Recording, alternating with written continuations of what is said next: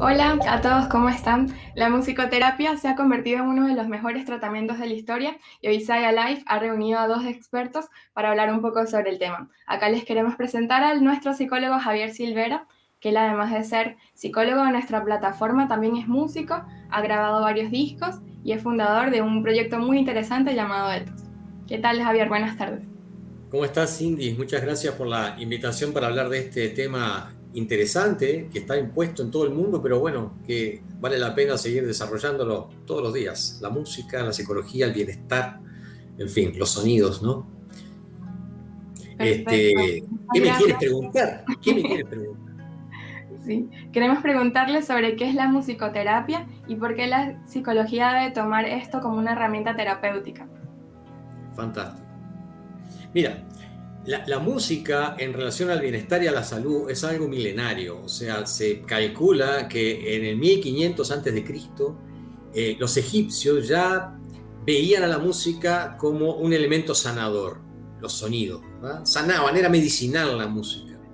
Evidentemente, con el paso del tiempo y de los siglos, se formalizó en alrededor de 1950 la noción de que la psicología y la música tenían que hermanarse desde un aspecto terapéutico. Y se fundaron dos asociaciones en Estados Unidos y en Inglaterra, asociaciones de musicoterapia, ¿verdad? Pero en los 60 fue donde se fortaleció realmente el concepto de que la música, a través de los sonidos y las frecuencias, opera en el estado anímico, en el aspecto psíquico y en el aspecto físico y biológico de las personas.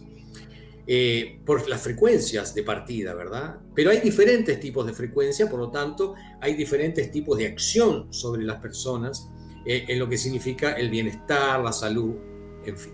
Ahora, ¿de qué manera opera la música? Vamos a plantearlo desde un aspecto que, por ejemplo, significa, según eh, Aristóteles, que planteaba en Grecia relacionado a la música y al bienestar, a la música como un elemento sanador, planteaba desde su teoría del ethos que la música era en sí mismo armonía, en sí mismo ética, ¿verdad? Y que proponía credibilidad, bienestar al escucha, es decir, al escuchar música se generaba como una especie de comunión y de identificación con eso que se estaba escuchando. ¿Desde dónde esa identificación? ¿Desde dónde la persona se identifica con ese ethos de la música? Se identifica desde lo que dice Aristóteles, el pathos, que es la emoción. Desde la emoción nosotros nos vinculamos con el arte musical, ¿verdad? No necesariamente tenemos que ser músicos o tocar un instrumento para cantar. No necesariamente tenemos que ser cantantes profesionales de ópera para ponernos a cantar un aria. ¿Por qué? Porque nosotros podemos entender la música como una sabiduría, producto del estudio, de la universidad, del conservatorio, o podemos entender la música como nuestra libertad individual de cantar donde querramos, de expresarnos donde queramos. ¿Y quién me prohíbe a mí cantar un aria? ¿Quién me va a decir que canto mal un aria? Si yo me estoy expresando desde la emoción, no desde la técnica, no desde lo que produce profesionalismo, actividad, en fin, no me voy a poner a cantar en el teatro municipal, ¿verdad? No, me voy a poner a cantar donde yo quiera. Y eso es, en definitiva, la musicoterapia, la libertad de sentir el sonido, la libertad de entender la música como un patrimonio de todos, no solamente de los músicos, de todos. No hay nada más democrático que la música, porque nos pertenece en un colectivo. Por eso la psicología debe tomar la música como una técnica. Mira, Cindy, la música hace bien en todo, desde el sistema endocrino, el sistema físico, porque el bailar es a través de la música, ¿verdad? El movimiento físico, la motricidad. La terapia ocupacional ocupa en los niños mucha música para la motricidad. Para los niños con TEA, por ejemplo. Cuéntame, sí. Claro. Por eso se dice que la música sana a las personas, ¿no? Exactamente. Porque ingresa al cerebro desde la emoción, desde el vínculo, desde un vínculo afectivo, desde una comunión con el sonido que produce diversas sensaciones. Por ejemplo, vamos a poner un ejemplo, un sonido grave, ¿no? un sonido grave que es el sonido, ¿verdad? No es lo mismo el mugir de una vaca en la mañana en el campo, que nos produce paz, nos produce una sensación de, hoy estoy en el campo, qué agradable, siento a las vacas mugir, que el sonido grave, a una frecuencia similar de una bala de cañón, un cañonazo, ¿verdad? Que nos acelera el corazón, que nos pone como en alerta. Entonces nos genera, liberamos distintos químicos en el cuerpo, ¿verdad? La música es buena para la depresión. Hay sonidos agudos pero suaves a bajo volumen que nos producen calma, ¿verdad? Hay arpegios de cuerdas, la guitarra clásica que nos baja los niveles de ansiedad. Y, por ejemplo, niños con espectro autista o ya directamente con parálisis cerebral, la conexión con el instrumento de percusión o el tañer las cuerdas lo conecta con circuitos cerebrales inexplorados de otra manera. Entonces, evidentemente, la psicología tiene que tomar la música como una técnica seria para manejar el bienestar de las personas. Perfecto. ¿Y en qué consiste estas técnicas de musicoterapia tradicional? Ya, la musicoterapia tradicional desde el ámbito psicológico trabaja en dos grandes aspectos. La sesión pasiva y la sesión activa, que se llama. La sesión pasiva es escuchar música, recibir del terapeuta música, sonidos de determinada índole, tendientes a generar un estado de conciencia especial, ¿verdad? Si yo estoy deprimido, me pongo una música que me puede equilibrar mi estado anímico. Si estoy ansioso, lo mismo. Pero yo soy una escucha de lo que el terapeuta me propone. Y después está la sección activa, que tiene dos grandes áreas, ¿verdad? El área de improvisación, donde hay técnicas ya impuestas por diversos autores. Me viene a la memoria Northrop Robbins, que impone una forma de improvisación donde nosotros, como pacientes, entre comillas, aunque es una palabra que no me gusta mucho, somos los protagonistas. El cuerpo es un instrumento, la mesa es un instrumento, el tambor que tengamos, la guitarra, y podemos expresarnos, improvisar con la voz, con los instrumentos, con nuestro propio cuerpo, libremente lo que nos parezca adecuado para nuestro estado anímico, ¿verdad? Y lo otro es ya interpretar canciones, por ejemplo, ¿verdad? Cantar libremente, no importa si afinamos, si no afinamos, eso es un tema técnico, ya lo mismo, eso es para el conservatorio, pero afinar es una cosa que va en el alma. Entonces, claro, nosotros lo que tenemos que afinar es nuestra alma y cantar, tocar un instrumento, en fin. Y, ¿por qué no componer una canción? ¿Por qué no hacer una canción sobre aquello que nos pasa? Versificar nuestro dolor, versificar nuestras vivencias. Es una forma terapéutica. De esas dos grandes áreas trabaja la musicoterapia. Ahora, evidentemente, no es lo único. Es lo clásico, ¿verdad? Pero las miradas se van ampliando, se van sumando miradas, y la musicoterapia trabaja desde dos grandes vertientes. Desde la psicología, como es mi caso, ¿verdad? Que yo me meto a la musicoterapia desde la psicología aprovechando que soy músico, o desde la música hacia el bienestar, ¿verdad? Sin necesidad de ser psicólogo, simplemente siendo un músico estudioso, un músico que comprenda el lenguaje de la música a un nivel profundo por estudios, por investigación, por docencia, ¿verdad? Por erudición musical, y que entienda los fenómenos de la música. Y son dos formas de hacer musicoterapia. Por eso, para ser musicoterapeuta se tiene que ser el psicólogo y músico. Pero los enfoques pueden ser distintos, no necesariamente hay que ser psicólogo. Siendo músico es suficiente, pero un músico es un docente, ¿verdad? Un investigador. Por eso yo invité a un amigo mío hoy que cumple con todos esos requisitos, ¿verdad? Para generar bienestar, generar calma, generar placer de vivir a través de la música. Perfecto. Mediante un concepto que se llama escucha consciente, que cuando lo invitemos vamos a hablar al respecto, vamos a desarrollar ese concepto. Sí. Igual, antes de presentar al invitado especial, yo quería preguntarle que nos explicara un poquito sobre su proyecto Ethos, ¿en qué consiste? Proyecto Ethos reúne mediante artistas diferentes la música desde diversos ámbitos. el ámbito instrumental, ¿verdad? El ámbito de la canción con letras propositivas, el ámbito de la reflexión unida a una canción. Podemos hablar de la ansiedad, de la depresión, podemos hablar de la clasificación clínica de las personas, del concepto de la imaginación y la fantasía unido a una canción que hable de eso. Por lo tanto, toma la música como un fenómeno multidimensional para ser escuchado, simplemente.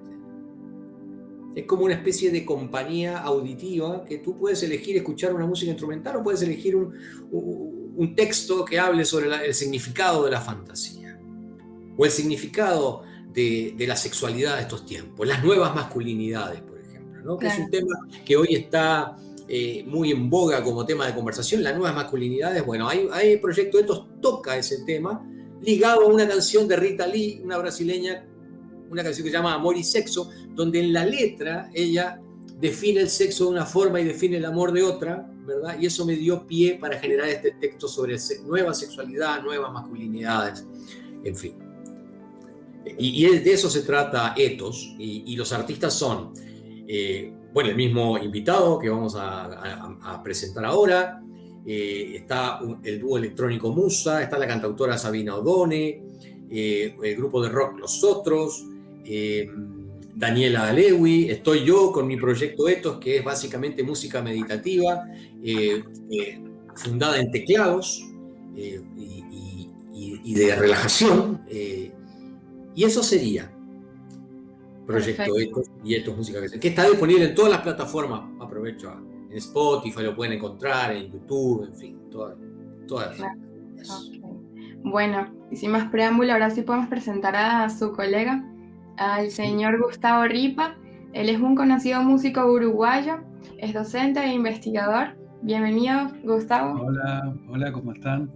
¿Cómo andas, Gustavo? Muy bien, bárbaro. Agradecido, ¿cómo voy a estar? Agradecido por el encuentro y agradecido por charlar un poco de esto que nos apasiona, ¿no, Javier? Porque tenemos pasión. Yo te quiero contar, Cindy, y a la gente que vaya a ver este video, es que, como tú decías, bueno, yo no soy psicólogo, a pesar de que a lo largo de mi vida estuve rodeado de psicólogos y de psicólogas todo el tiempo. Pero bueno, mi camino siempre ha sido la música, ¿no? Soy músico profesional y yo digo siempre de que la música me ha rescatado muchísimas veces de mis propios estados, ¿no? Entonces es mi maestra, digamos, ¿no? Les quiero contar que además he estado bastante vinculado con muchas personas. En Uruguay, una aclaración, ¿no? En Uruguay no existe, estamos hablando de el mes de julio del 2021, señores, y en Uruguay no existe la carrera de musicoterapia. Ni en la Facultad de Artes, ni en la Facultad de Psicología, ni en la de Medicina. Recién, hace poquitos años, hay un instituto privado que está intentando crear un camino, y por lo tanto yo estuve y estoy y sigo estando muy interesado por la musicoterapia como tal, y bueno, me acerqué a ella mediante talleres con musicoterapeutas argentinos y algunos uruguayos que habían a su vez en otros años, en otro tiempo, habían experimentado una formación, pero no una formación académica, ¿no? Por lo tanto, de lo que comenta Javier en cuanto a la historia de la musicoterapia, a las técnicas musicoterapéuticas, las conozco. Cuando Javier habla de Nordos Robin o del Jim o de todo eso, sé de lo que estamos hablando. Pero bueno, mi camino fue, digamos, siempre la música, ¿no? ¿Querías decirme algo, Cindy? Sí, quería preguntarle sobre su grupo, el que fundó en los años 80, Canciones para no dormir en la siesta. Sí. Nos hablar un poquito de eso y su... Estás hablando de la prehistoria, si vos de Grecia y Roma y todo eso, bueno, sí, eso fue finales de los años 70 y algo, 77, 78 y la década del 80. Fue un grupo musical referente de la música infantil en Uruguay y después pasó a ser también referente en varios países circundantes, ¿no? Eran otros tiempos también en cuanto a que no era tan sencillo y simple difundir el trabajo en los distintos países. Hoy yo puedo saber rápidamente qué es lo que se está haciendo en los distintos países, ¿no? Desde el punto de vista de la música. En aquel entonces no era tan así. Bueno, Canciones para no dormir la siesta tenía, yo creo que una de las virtudes era el enfocar la música para niños, no pensando en los niños como bobos pequeños, ¿no? Sino haciendo música con el mismo o a veces mucho más rigor que si lo que se hiciera para personas grandes o adultas, ¿no? Y el resultado fue que en ese momento tuvo mucho éxito de público, era un momento especial del país también, dictadura mediante. Y el que no tenía un niño para llevarlo al teatro pedía prestado niños para poder ir a ver canciones porque los grandes también querían participar, ¿no? Eran espectáculos musicales pero muy integrativos, digamos, ¿no? Con también muchos juegos de integración, ¿no? Y bueno, mi Canciones también se integró en determinado momento a lo que era la corriente de la música popular uruguaya y llegó a tocar en escenarios que eran solamente para adultos, ¿no? De miles de personas solamente para adultos. Y interesante tu pregunta, Cindy, porque Canciones para no dormir la siesta es parte del colectivo uruguayo sonoro de nuestras vidas. Canciones para no dormir la siesta representa nuestra infancia de 2 o 3 generaciones, no sé, Gustavo. Vamos a poner 2, ¿no? No, de tu infancia. Yo ya tenía 18 años. No, yo no era infante, pero me refiero, yo ya tenía mis años. Pero conforma ese inconsciente o ese consciente colectivo que nos identifica y nos hermana. Entonces se juntan personas que hoy tienen 30, 38 años. Hoy, ¿te acordás de Canciones para no dormir la siesta? Y ahí hay una hermandad, se produce una unión a través de la música. Y eso es musicoterapia. Sí. Y lo que trabaja Gustavo, que por eso yo lo quise invitar, y por eso tu pregunta es tan buena, Cindy, porque une justamente lo que es la escucha consciente, que tiene relación con lo que somos históricamente en nuestra formación musical adquirida, acumulada, y la inducción a explotar eso, ¿verdad? A extraer eso y a escuchar la música de otra forma. Por lo tanto, Cindy, si quieres preguntarle algo más a Gustavo Sí, claro. Yo quería preguntarle sobre sus discos, Calma. Usted ha sacado 4 versiones de Calma. ¿Podría hablarnos un poquito de eso? Bueno, mira, te voy a contar una pequeña historia antes, porque esa historia de antes puede llegar a explicar lo posterior, digamos, ¿no? Yo pasé por varias cosas. Después de esas historias musicales, tuve un estudio de producción, de postproducción de audio para publicidad, muy grande acá. Con ello aprendí muchísimo, digamos, de producción musical. Estuve mucho en contacto con muchos instrumentistas, instrumentos de la orquesta. Tenía que producir mucha música todos los días. Aprendí mucho de la tecnología, que en aquellos años, en los 90, no hablábamos de tecnología digital. Yo soy de la generación del cassette. ¿No, sí. Cindy? Que vos tal vez la viste en fotos, ¿no? No, mi mamá usaba cassette, sí. Pero yo soy de la generación del cassette y de la cinta y de editar en la cinta con una Gillette, ¿no? Cortar y pegar. O sea que todo el mundo del audio digital y la edición digital yo la vi desde los inicios. Y aprendí todo eso a prueba y error, porque no habían cursos, no habían facultades, no había nada que enseñara nada. Entonces lo tenías que hacer y listo.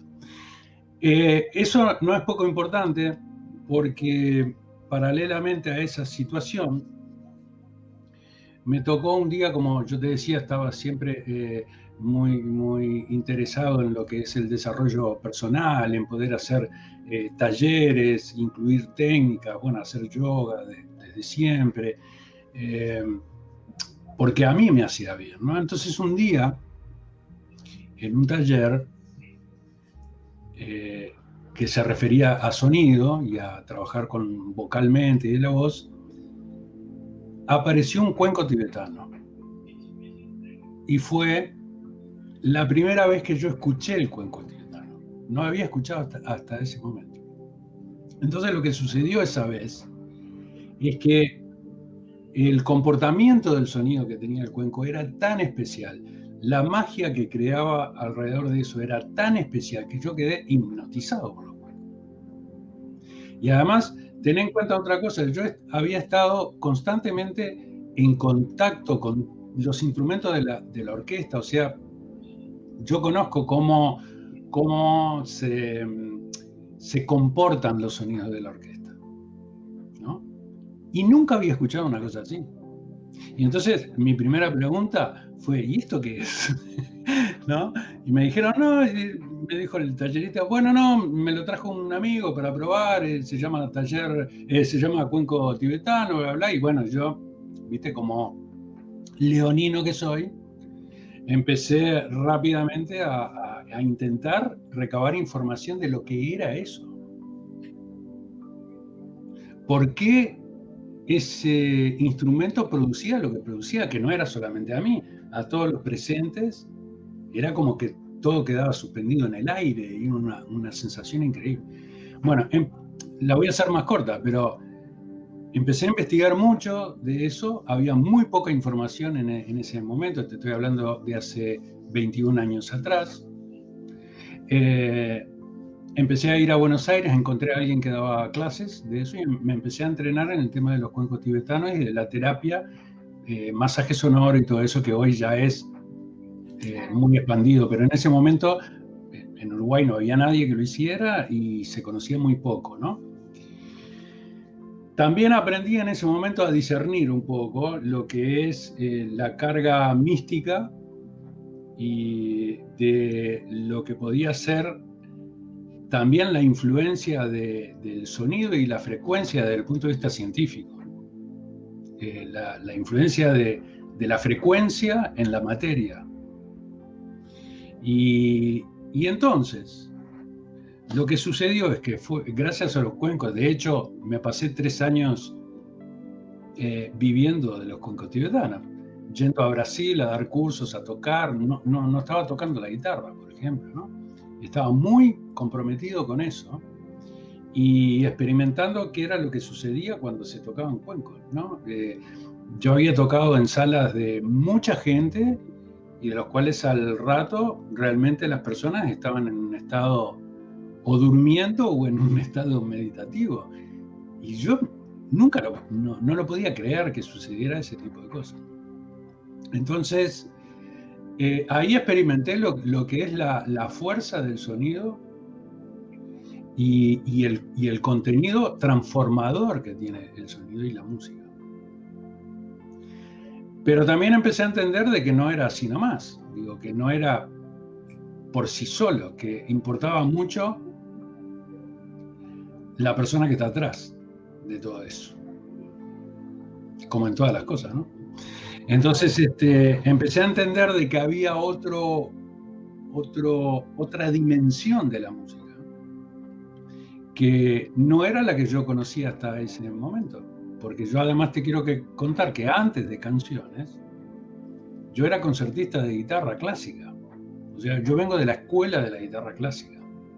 Paralelamente hacía música popular, pero vengo de esa escuela, de dar conciertos de música clásica, estudiar 8 horas la guitarra, una demencia. Pero bueno, era eso, ¿no? Con un rigor importante. Entonces, en las escuelas, universidades de música, en los institutos, nadie habla ni menciona el poder energético transformador que tiene la música. No es un tema que esté presente, porque todas las escuelas están enfocadas a la performance, a que vos técnicamente toques muy bien, seas el mejor intérprete posible o el mejor compositor posible, pero nadie plantea el tema de lo que sucede con eso que haces. Yo ahí me di cuenta de que la música no es inocente. O sea, seamos conscientes o no, la música siempre tiene una incidencia en nosotros, en nuestras emociones, si lo querés ver desde el punto de vista emocional, pero también desde el punto de vista del cuerpo, de la célula, de los líquidos y todo eso.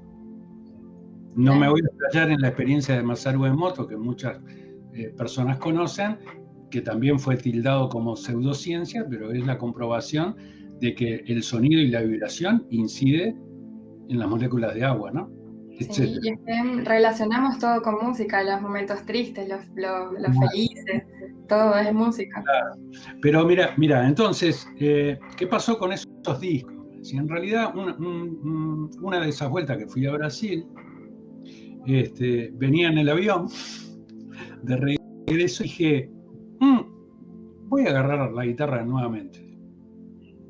Y en realidad empecé a trabajar el disco Calma, que fue en el 2010 y que tuvo en Uruguay un éxito brutal, porque además en Uruguay no se hacía música instrumental de música, o sea, no se hacían versiones de las canciones de la música popular, versiones instrumentales, en este caso de guitarra, no se hacía. No era habitual. Como sí sucede en otro lado, ¿no? Vos vas a Brasil y bueno, que un guitarrista toque instrumental una música de Chico Buarque o de Jobim, es común. Que vayas a Argentina y que alguien toque una chacarera o un tango, es común. En Chile no sé mucho cómo es, pero tal vez sea también. Pero en Uruguay no lo era. Entonces, yo empecé a reencontrarme con esa parte de la música clásica, unido a mi experiencia de música popular y a mi historia musical, tema importante, la historia musical de cada uno, reconocerla y tenerla ahí como si fuera un álbum de fotos, pero es un álbum de música, de tu vida. De vida, sí. De la vida, ¿entendés? Entonces mi historia musical con eso, y empecé casi jugando y sin querer a grabar cosas, que un buen día me di cuenta de que tenía un disco, o casi. En realidad Hugo Hasa, que era el que me grababa, que Javier lo conoce, me dijo, che Gustavo, si haces 2 o 3 temas más tenés un disco. Tenés razón. Era como que mi cabeza estaba en otro lado, ¿viste? Y bueno, y eso fue Calma, y el asunto es que la cuestión creativa fue tan fuerte que una vez que se editó Calma, yo al poco tiempo ya tenía la mitad de otro disco y fue así.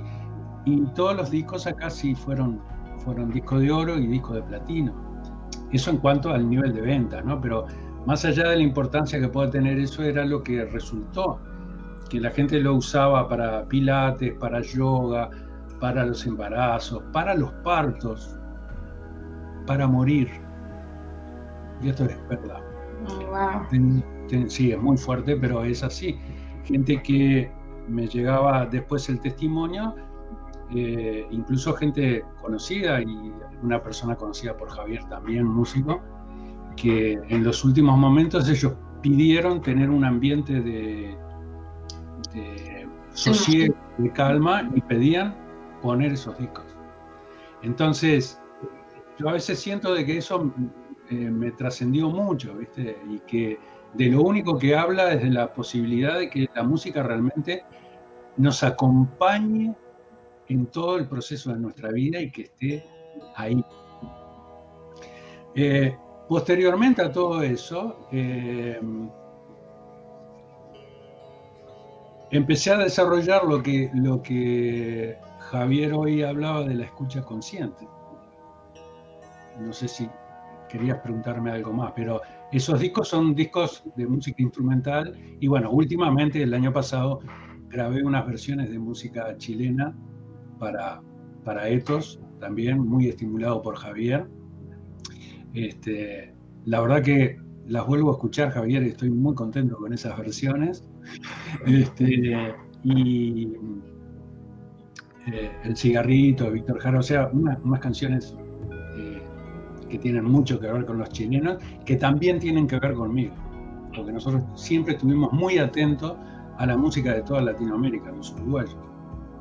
Entonces yo más o menos conozco el cancionero chileno, no todo, ¿no? Obviamente, pero conozco el argentino, el brasilero, lo conozco. Y en realidad esos discos unificaron de alguna manera lo que era, como te decía, la guitarra clásica, la guitarra popular, y unificaron una manera de hacer. Yo creo que en este mundo lo que más necesitamos es justamente calma. Necesitamos parar, necesitamos sosiego, detenernos. La mente está muy absolutamente alterada, ¿no? Y mucho más en estos tiempos que estamos viviendo, ¿no? Donde el desasosiego, el miedo, el no saber qué va a suceder, nos invade a todos, en realidad. Entonces, es un momento de conectarse mucho internamente y para eso uno tiene que parar. No ves el paisaje si vas a 200 en el coche, ¿no? No lo ves. Ves los árboles que pasan así, pero no lo ves al paisaje. Entonces esto es lo mismo. Digo, como para detenerse, ¿no? Vos si querés interrumpirme cuando quieras. Mirá que yo tengo una matraca que hablar, no paro porque me entusiasma mucho todo y tengo cosas para contarte con todo gusto. No, igualmente, bueno, tenemos que irnos un ratito, pero queremos agradecerles a ustedes, Javier Silvera y Gustavo Ripa, por acompañarnos esta tarde y también invitarlos al webinar de musicoterapia que se va a estar realizando el 22 de julio. Vamos a estar compartiendo la landing page para que reserven su cupo. Cindy, ¿me das un minuto o dos? Sí, claro. Sí, mira, porque no te dije lo que es escucha consciente. Sí. Exactamente. Escucha consciente es en este momento es un curso, ¿no? On demand que yo tengo en una plataforma. Yo fundé un espacio el año pasado que se llama Música de la Vida, musicadelavida.com. Ahí estoy desarrollando dos programas, digamos, ¿no? Uno que más directamente con la guitarra, que se llama Guitarra con Alma, y otro que es Música y Salud, donde dentro de Música y Salud hay un curso que se llama Escucha Consciente. ¿Qué es Escucha Consciente? Forma parte un poco de mi práctica también, de lo que ha sido mi experiencia, ¿no? Es la posibilidad de que cualquier persona aprenda a utilizar la música como un recurso para sentirse mejor, ¿no? Hoy hablaban ustedes de la música académica, de que no es necesario aprender música. Bueno, la creencia generalizada, que yo pensé que era solo en Uruguay, pero es en todo el mundo, es que saber música es saber teoría de la música. Y saber teoría de la música es saber un aspecto de la música, es conocer un aspecto de la música. Por lo tanto, me gustaría que las personas que escucharan esto erradicaran de su lenguaje y de su creencia y su mente la palabra yo no sé nada de música. No es verdad, porque la conexión con la música es una conexión emocional y no hay que saber teoría. Obviamente que una persona preparada y trabajada tiene acceso a otras cosas, ¿no? Pero lo importante es la conexión emocional. Y una de las líneas fundamentales de escucha consciente es trabajar en base al foco de la escucha en los distintos elementos que tiene una música. Una música sola puede tener 5 o 6 capas de escuchas diferentes, Depende de dónde yo ponga el foco de la escucha. Y eso obviamente lo puedo poner en la melodía, lo puedo poner en los timbres, lo puedo poner en la intensidad, lo puedo poner en la espacialidad, lo puedo poner solamente en el aspecto rítmico, una música sola. Por lo tanto, eso se transforma, digamos, en un entrenamiento mental, digamos, de crear un foco. Y todos sabemos que todas las prácticas de mindfulness y de meditación intentan aquietar la mente y, en algunos casos, poner el foco, por ejemplo, en la respiración. Entonces, esto es poner en foco en uno de los elementos de X música, sabiendo que una misma música no funciona de la misma manera para una persona que para otra, porque la historia de esa persona es totalmente diferente a la otra. Por lo tanto, si bien hay arquetipos musicales generales que más o menos funcionan de forma parecida para todos, nosotros debemos empoderarnos y apoderarnos de lo que es nuestra música. Y para eso, pasar por un proceso de discernimiento, que significa que yo tengo que lograr discernir cuál es la música que necesito y la que no necesito. Independientemente de lo que me digan los técnicos, la media o los medios de comunicación y los top 10 que son iguales en todo el mundo, ¿no?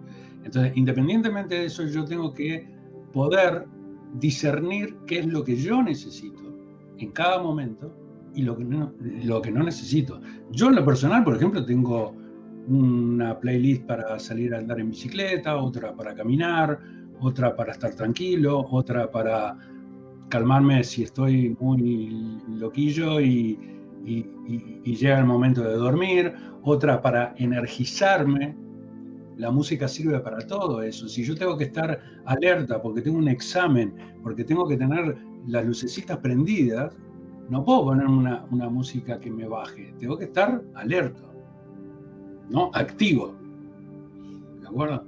Entonces, ese es un poco el foco del trabajo de escucha consciente, ¿no? Gustavo, nosotros nos vamos a ir de este programa con música tuya. Sí. Bueno.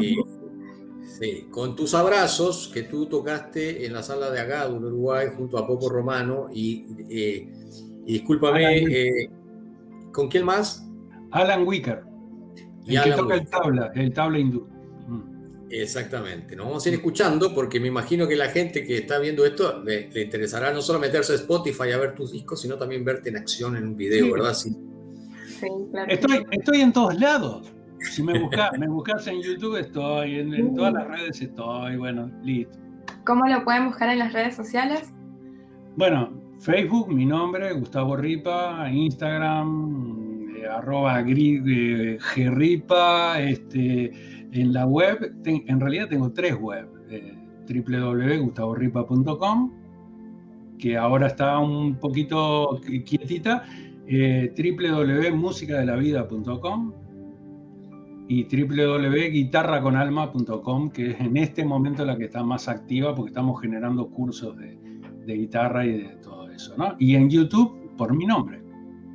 Listo. Fácil. Perfecto. La verdad, muchísimas gracias a los dos. De verdad estamos muy agradecidos de que hayan aceptado compartir un ratito con nosotros. Y bueno, esperamos a verlos en el webinar el día 22 de julio. Claro. Sí, claro. Porque está pendiente eso, ¿verdad? Una nueva cita.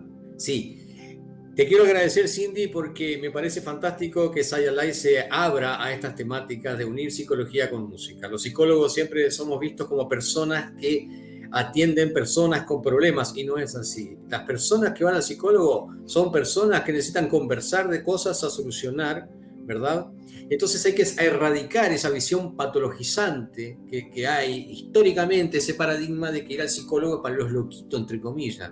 No, ir al psicólogo es una herramienta de bienestar para cualquier persona, es como hacer yoga, como hacer deporte, como comer sano, en fin, ir al psicólogo es parte de eso. Y la musicoterapia acompaña ese proceso a través del sonido y las frecuencias, como decía Gustavo, que mueven la materia, las frecuencias.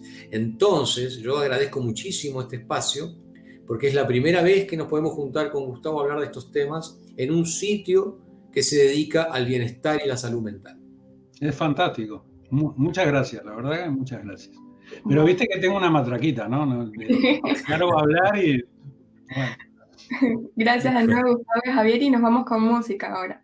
Bueno, sí. Nos vemos el 22. Chao, mucha suerte, cuídense. Chao. Chao, chao. Hola, ¿qué tal? En nombre de Ethos, música que hace bien, quisiera hoy presentarles el trabajo de un gran guitarrista uruguayo, quien mediante su saga de discos Calma y Simplemente ha logrado 4 discos de oro, 2 discos de platino y premios Graffiti como mejor álbum instrumental en más de una oportunidad en Uruguay. Gustavo Ripa, un destacado guitarrista uruguayo. El concepto detrás de su trabajo como intérprete de guitarra es música para el bienestar. Próximamente editaremos trabajos que involucran artistas chilenos y argentinos, pero hoy los dejamos con una versión de su parte de Tus Abrazos, un gran tema del artista uruguayo Jorge Galemir.